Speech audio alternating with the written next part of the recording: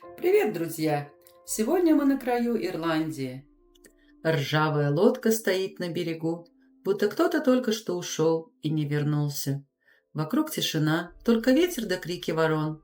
А впереди замок Данбой, что стоит у залива Берхвейн в самом сердце полуострова Бера, графства Корк. Он разрушен, но не забыт, и его история – это история мужества, крови и свободы.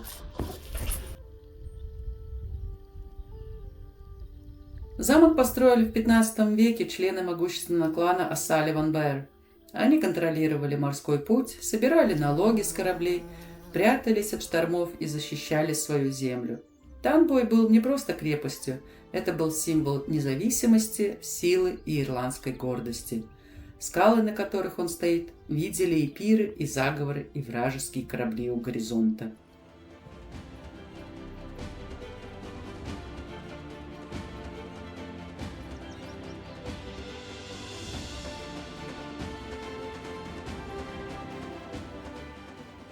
Летом 1602 года все изменилось. Английские войска под командованием сэра Джорджа Керри прибыли, чтобы сломить сопротивление ирландцев. 143 воина защищали замок против 5000 солдат. Пушки били по стенам 11 дней. Когда бастионы рухнули, выживших почти не осталось. Почти все защитники были казнены.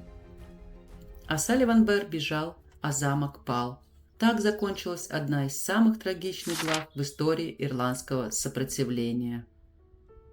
Эта осада стала одним из последних эпизодов Девятилетней войны в Ирландии и символом героического сопротивления ирландцев. Даже английский командующий сэр Джордж Керри признал, что такого упорного и решительного сопротивления еще не видел в этом королевстве. Сейчас Данбой – это руины. Здесь тишина, только ветер, чайки и тени прошлого. Рядом заброшенный особняк Паксли, сожженный во время Ирландской войны за независимость. Когда-то его хотели превратить в отель, но что-то не сложилось, и может это к лучшему. Некоторые места должны оставаться дикими, настоящими. Если окажетесь на полуострове Бэра, обязательно загляните в Данбой Кастл. Это не просто живописные руины. Здесь начинается прогулочный маршрут по уютному лесу и береговой линии. Легкая петля протяженностью около 5 километров займет чуть больше часа. Особенно, если идти неспешно, останавливаясь, чтобы сделать фото или просто вдохнуть соленый воздух залива.